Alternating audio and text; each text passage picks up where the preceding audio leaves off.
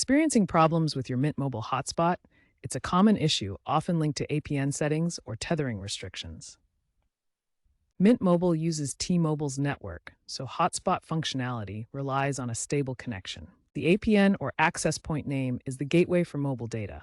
Mint Mobile typically uses fasttmobile.com for Android. Tethering is just turning your phone into a hotspot. Before anything else, ensure your plan includes hotspot data and that you haven't exceeded your high-speed data allowance, as Mint Mobile may deprioritize speeds after a certain threshold, e.g. 22 gigabytes on some plans.